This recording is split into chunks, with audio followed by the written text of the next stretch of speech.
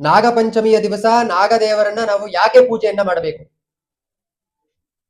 ಹಿಂದಿನ ಪುರಾಣ ರಹಸ್ಯ ಏನು, ಮತ್ತೆ ಕೃಷ್ಣನಿಗೂ ಸಹಿತ ಮತ್ತೆ ನಾಗರಿಗೂ ಸಹಿತ, ನಾಗ ಅಂತಂದ್ರೆ ಸರ್ಪದೇವತೆಗಳಿಗೆ ಏನು ಸಂಬಂಧ?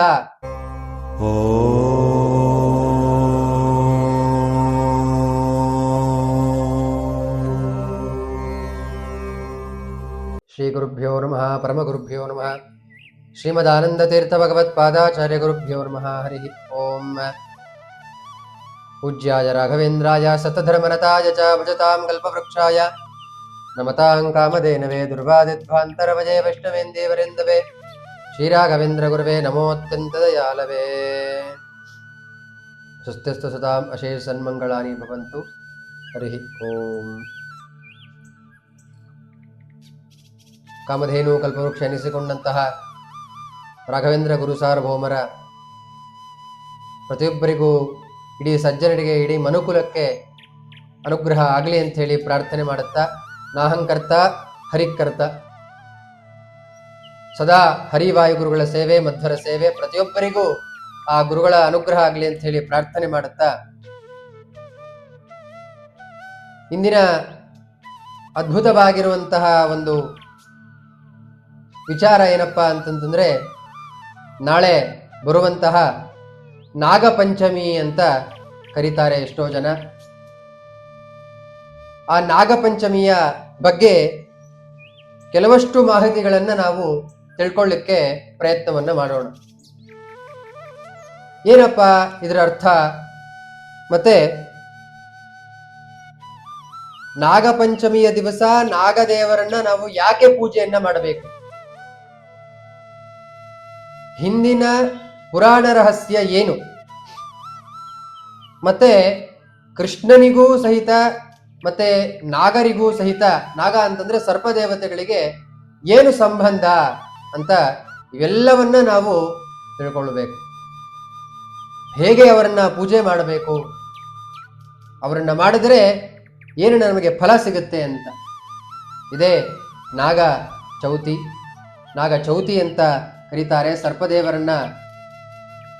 ಇಡೀ ಮನುಕುಲದಲ್ಲಿ ಯಾವುದೇ ರೀತಿಯಾಗಿರುವಂತಹ ಅದೊಂದು ಪ್ರಾಣಿ ಅಂತ ನಾವು ನೋಡ್ಲಿಕ್ಕೆ ಹೋಗ್ಬಾರ್ದು. ಯಾಕೆ ಅಂತಂತಂದ್ರೆ ಅದು ಒಂದು ದೇವ ಸಾನ್ನಿಧ್ಯವಾಗಿರುವಂತಹ ಪ್ರಾಣಿ ಅಂತ. ಪ್ರತಿಯೊಂದರಲ್ಲೂ ಸಹಿತ ಸಾನ್ನಿಧ್ಯ ಇದೆ. ಆದರೆ ಇಡೀ ಕಲಿಯುಗದಲ್ಲಿ ಆ ನಾಗದೇವರಿಗೆ ಒಂದು ಸ್ಥಾನವನ್ನು ಅಂತ ಕೊಟ್ಟಿದ್ದಾರೆ. ಅದಕ್ಕೆ ಎಲ್ಲರೂ ಹುತ್ತಕ್ಕೋಗಿ ಹೆರಿತಾರೆ, ಮಾಡ್ತಾರೆ. ಈ ರೀತಿಯಾಗಿರುವಂಥ ಸಂಪ್ರದಾಯಗಳು ನಾವು ಬೇಕಾದಷ್ಟು ನಾವು ನೋಡಿದ್ದೇವೆ. ದೇವಸ್ಥಾನಗಳಲ್ಲಿ ಅಶ್ವತ್ಥ ವೃಕ್ಷದ ಕೆಳಗಡೆ ಆ ನಾಗದೇವರ ಒಂದು ಮೂರ್ತಿ ಆಗಿರ್ಬೋದು, ಅದಕ್ಕೆ ಹಾಲು ಎರೆಯೋದಾಗಿರ್ಬೋದು, ಅದಕ್ಕೆ ಕಡಲೆಕಾಳು ನೈವೇದ್ಯವನ್ನ ಮಾಡಾಗಿರ್ಬೋದು, ಇವೆಲ್ಲವನ್ನೂ ಸಹಿತ ನಾವು ಮಾಡ್ತೇವೆ. ಮೊದಲನೇದಾಗಿ ನಾಗ ಚೌತಿಯ ದಿವಸ ನಾವು ಯಾಕೆ ಅವರನ್ನ ಪೂಜೆ ಮಾಡಬೇಕಪ್ಪ ಅಂತಂದ್ರೆ, ಅವತ್ತಿನ ದಿವಸ ಆ ನಾಗದೇವರನ್ನ ಪೂಜೆಯನ್ನ ನಾವು ಮಾಡೋದ್ರಿಂದ ನಮಗೆ ವಿಶೇಷ ಆಯುಸ್ಸು, ಆರೋಗ್ಯ ಭಾಗ್ಯಾದಿಗಳು. ಎಷ್ಟೋ ಜನಕ್ಕೆ ಸರ್ಪ ಕಂಡ್ರೆ ಭಯ ಆಗುತ್ತೆ, ಮತ್ತೆ ಎಷ್ಟೋ ಜನಕ್ಕೆ ಸರ್ಪದ ರೋಗಗಳಿರುತ್ತೆ, ಎಷ್ಟೋ ಜನಕ್ಕೆ ಇಲ್ಲೆಲ್ಲ ಚರ್ಮದ ರೋಗ, ಆ ಒಂದು ರೋಗವು ಸಹಿತ ಕಡಿಮೆ ಆಗುತ್ತೆ ಈ ಪೂಜೆಯಿಂದ. ಹೇಗೆ ಮಾಡಬೇಕು ಅಂತಂದ್ರೆ, ಎಷ್ಟೋ ಜನದ ಮನೆಯಲ್ಲಿ ನಾಗದೇವರ ಫೋಟೋ ಆಗಿರ್ಬೋದು, ಅಥವಾ ನಾಗದೇವರ ಮೂರ್ತಿ ಆಗಿರ್ಬೋದು, ಅಥವಾ ದೇವಸ್ಥಾನಗಳಲ್ಲಿ ನಾಗ ಒಂದು ಮೂರ್ತಿಗಳಿಗೂ ಸಹಿತ ಇದನ್ನ ನಾವು ಮಾಡಬಹುದು.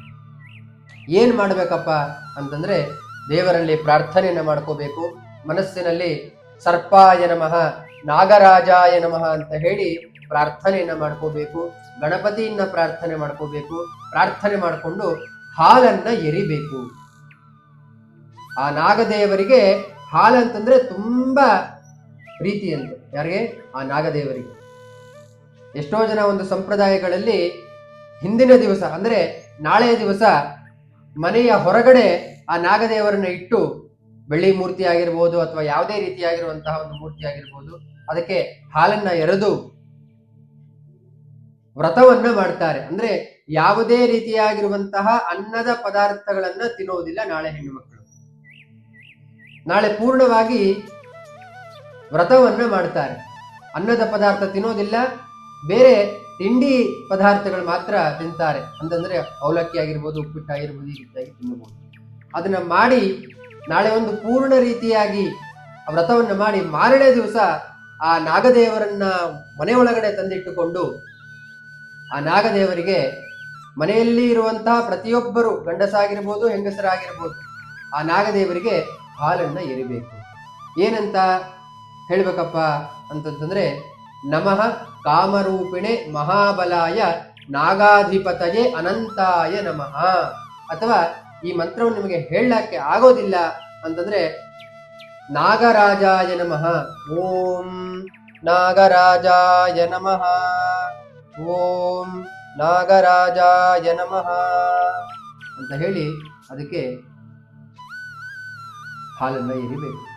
ಹಾಲನ್ನ ಎರೆದು ಅದಕ್ಕೆ ಧೂಪ ದೀಪ ನೈವೇದ್ಯವನ್ನ ಮಾಡಿ ಅರಶಿನ ಕುಂಕುಮ ಗಂಧವನ್ನ ಹೂವಿನಿಂದ ಅಲಂಕಾರವನ್ನ ಮಾಡಿ ಆ ದೇವರಿಗೆ ಸಮರ್ಪಣೆಯನ್ನ ಮಾಡಬೇಕು. ಈ ರೀತಿಯಾಗಿ 2 ದಿವಸಗಳ ಕಾಲ ಮಾಡಬೇಕು. ನಾಳೆ ಹೆಣ್ಣು ಮಕ್ಕಳು ಮಾಡ್ತಾರೆ, ನಾಡಿದ್ದು ಗಂಡಸರೆಲ್ಲ ಪ್ರತಿಯೊಬ್ಬರು ಸಹಿತ ಇಲ್ಲಿ ಆ ವ್ರತವನ್ನ ಮಾಡಬಹುದು.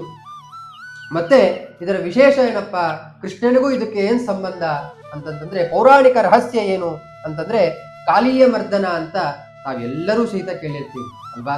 ಕಾಲಿಯ ಮರ್ದನ ಅಂತಂತಂದ್ರೆ, ಕೃಷ್ಣ ಒಂದು ಸಲಿ ತನ್ನ ಸ್ನೇಹಿತರುಗಳ ಜೊತೆ ಹೋದಾಗ ಆ ಒಬ್ಬ ಸ್ನೇಹಿತ ಆ ನೀರನ್ನ ಕುಡಿದು ವಿಷಕಾರಿ ಅಲ್ಲೇ ಮೃತನಾಗ್ಬಿಡ್ತಾನೆ.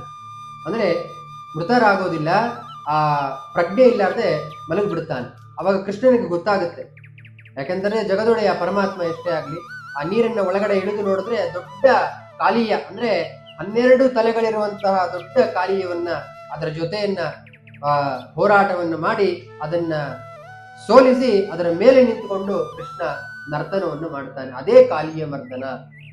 ಅದಕ್ಕೆ ಯಾರು ಕೃಷ್ಣ ಹೇಳ್ತಾನೆ, ಯಾರು ಈ ರೀತಿಯಾಗಿ ನಾಗದೇವರನ್ನ ಪೂಜೆಯನ್ನ ಮಾಡ್ತಾರೋ ಅವರಿಗೆ ಆ ನಾಗದೇವರು ವಿಶೇಷವಾಗಿ ಆಯಸ್ಸು, ಆರೋಗ್ಯ, ಭಾಗ್ಯ, ನಾಗದೇವತೆಗಳು ನೋಡಿದ್ರೆ ಭಯ, ಯಾವುದೇ ಸ್ವಪ್ನಗಳು ಯಾವುದೇ ಕಾರಣಕ್ಕೂ ಸಹಿತ ಬರೋದಿಲ್ಲ ಅಂತ ಆ ಕಥೆಯ ಅರ್ಥ. ಶಿವನ ಕಂಠದಲ್ಲೂ ನೋಡಿದ್ದೀರಿ ಪ್ರತಿಯೊಬ್ಬರು ಸಹಿತ ಅಲ್ವಾ. ಶಿವನ ಕಂಠದಲ್ಲೂ ನಾಗದೇವರನ್ನ ಧರಿಸಿಕೊಂಡಿರ್ತಾರೆ. ಆದ್ದರಿಂದ ಆ ಶಿವನಿಗೆ ಮತ್ತೆ ನಾಗದೇವರಿಗೆ ತುಂಬಾ ಹಳೆಯ ಕಾಲದಿಂದಲೂ ಸಹಿತ ಒಂದು ಸಂಬಂಧ ಇದೆ. ಆದ್ರಿಂದ ಯಾಕಂದ್ರೆ ಶಿವನೇ ಕಂಠದಲ್ಲಿ ಹಾಕೊಂಡಿದ್ದಾನೆ ಅಂತಂದ್ರೆ ಅದು ದೇವತಾ ಸಾನ್ನಿಧ್ಯ, ಪರಮೇಶ್ವರ ಅಲ್ವಾ ಎಷ್ಟೇ ಆಗ್ಲಿ. ಅದರಿಂದ ನಾಗದೇವರನ್ನ ಪೂಜೆಯನ್ನ ಮಾಡೋದ್ರಿಂದ ನಮಗೆ ವಿಶೇಷವಾಗಿ ಅದ್ಭುತವಾಗಿರುವಂತಹ ಆಯುಸ್ಸು, ಆರೋಗ್ಯ ಭಾಗ್ಯವನ್ನ ಕೊಡ್ತೇನೆ. ಯಾಕೆ ಅಂತಂದ್ರೆ ಜಾಸ್ತಿ ಹೊತ್ತು ನಿಮಗೆ ತಗೊಳ್ಳೋದಿಲ್ಲ. ಅದರಿಂದ ಒಂದು ಸಿಂಪಲ್ ಆಗಿ ಈ ರೀತಿಯಾಗಿ ಒಂದು ನಾಗದೇವರನ್ನ ಸ್ಮರಣೆ ಮಾಡಿಕೊಂಡು ಪೂಜೆ ಮಾಡ್ರಿ. ಎಲ್ಲರಿಗೂ ನಾಗದೇವರ ಅನುಗ್ರಹ ಆಗ್ಲಿ ಅಂತ ಹೇಳಿ ಪ್ರಾರ್ಥನೆಯನ್ನು ಮಾಡುತ್ತಾ, ಓಂ ಶ್ರೀ ಗುರು ರಾಘವೇಂದ್ರಾಯ ನಮಃ. ಸರ್ವೇಂದ್ರಿಯ ಪ್ರೇರಕೇಣ ಶ್ರೀ ಪ್ರಾಣ ಪ್ರತಿನಿರತಃ ಯದಬೋಚ ಮಹಂತೇನ ಪ್ರಿಯತಾಂ ಕಮಲಾಲಯೇ. ದಯವಿಟ್ಟು ಈ ಒಂದು ವಿಡಿಯೋನ ಎಲ್ಲರ ಮೂಲಕ ಶೇರ್ ಮಾಡಿ. ಪ್ರತಿಯೊಬ್ಬರು ಕೊನೆಯಲ್ಲಿ ಓಂ ಶ್ರೀ ನಾಗರಾಜಾಯ ನಮಃ ಅಂತ ಹೇಳಿ ಕಮೆಂಟ್ ಅನ್ನು ಮಾಡಿ. ಇನ್ನ ಹೆಚ್ಚಿನ ವಿವರಗಳು ಬೇಕಾದ್ರೆ ದಯವಿಟ್ಟು ನಮಗೆ ಕಮೆಂಟ್ ಮೂಲಕ ತಿಳಿಸ್ಕೊಡಿ ಅಂತ ಹೇಳಿ ಮಾತುಗಳನ್ನು ಮುಗಿಸ್ತಾ ಸಂಪೂರ್ಣ ಮಧ್ವಾಂತರ್ಗತ ಶ್ರೀ ಕೃಷ್ಣಾರ್ಪಣಮಸ್ತು. ಹರಿ ಓಂ.